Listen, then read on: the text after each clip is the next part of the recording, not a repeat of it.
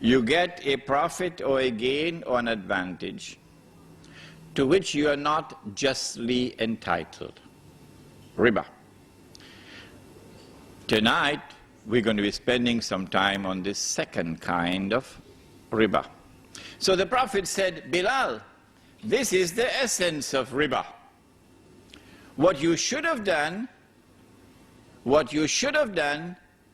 is to sell the 2 baskets. Don't look at me, don't look at him.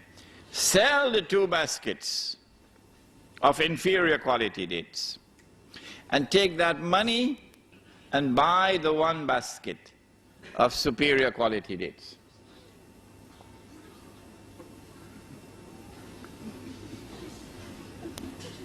And so they had equal value.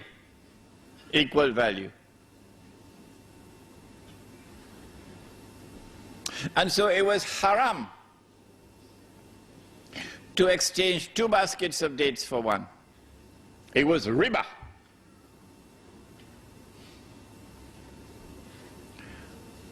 But Umar radiallahu ta'ala anhu exchanged 4 camels for 1. And that was not haram. Why was this haram and that not haram? And Ali radiallahu ta'ala anhu exchanged 20 camels for 1. These 20 may have been baby camels, and this 1 may have been a pregnant camel. And there was not haram. So the question we asked tonight is, why was it haram to exchange 2 baskets of dates for 1, and there was riba, but it was not haram to exchange 4 camels for 1 or 20 camels for 1? That's a good question, isn't it? You're lucky I don't have the time to question you tonight. To answer that question, we must go to another hadith. And you've all heard this hadith before, all of you. It is in Sahih Bukhari. The Prophet sallallahu ta'ala alayhi wasallam is describing a transaction in which there is an exchange of gold for gold, or silver for silver, or wheat for wheat, or barley for barley, or dates for dates. This is the one, dates for dates, or salt for salt. And he is declaring, once it is like for like, it must be equal for equal.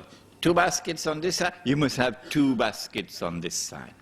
If not, it is riba. Why is it riba? Remind me to answer that question if I forget. Why would it be riba? If I exchange 2 baskets of dates for 1, why? Before we answer that question, and also remind me, because I forget, you know, remind me to answer the question, why is the 4 camels for 1 not riba? Okay. When we look at this hadith, there are 6 items mentioned. 2 of them are precious metals, gold and silver, and the other 4 may be described as commodities. What is there which is common to all 6 of them? There are 2 things which are common to all 6 of them. The first is this, that all 6 were used as money in the market in Medina. If there was a shortage of gold and silver coins, they would use dates as money in Medina. The second thing which is common to all 6, which the Prime Minister of Malaysia has only now understood, when the sun is already setting, is that in all 6,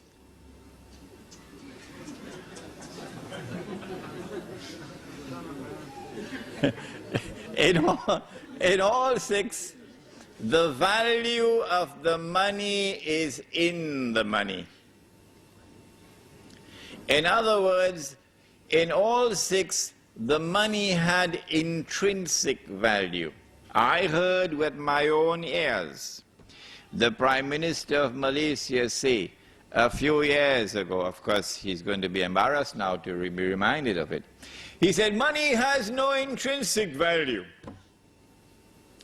Now he's backpedaling because now he's beginning to learn a little thing from us who are teaching this subject for years now.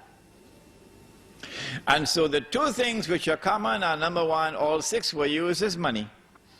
And number two, in every case, the money had intrinsic value.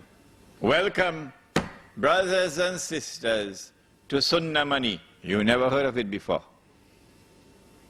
You heard about the Sunnah, it's the beard. You heard about Sunnah, Salat. But you never heard about Sunnah money before. First time. What is Sunnah money? Sunnah money is either precious metals or commodities. And Sunnah money is money which has intrinsic value. I leave behind me two things. So long as you hold on to them, you will never go astray. The Book of Allah and my Sunnah. And this is also his Sunnah. And we've abandoned it today. This is riba. We will explain to you how it is riba. We've abandoned what we had as Sunnah money and replaced it with riba. We'll explain to you how. But wait a minute. This money, which is Sunnah money, is it also in the Quran? I mean, did we abandon the Quran as well? Oh, that would be terrible. So let's go to the Quran and see. When Yusuf alayhi salam was in the well, you shaking your head? Okay, he was in the well. The travelers came, fished him out of the well, and they took him to Egypt and they sold him. Surah Yusuf. وَشَرَوْهُ بِثَمَنٍ بَخْسٍ دَرَاهِمَ مَعْدُودَةٍ. And they sold him for a few measly dirhams. What is this word dirham? A dirham is a silver coin, precious metals.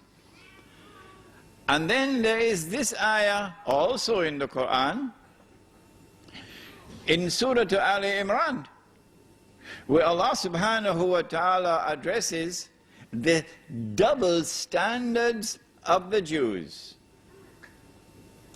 And remember, it is not Imran Hosein who is speaking, it is Allah subhanahu wa ta'ala. So if they want to arrest anyone, they will have to arrest Allah subhanahu wa ta'ala. Let him try to do that now.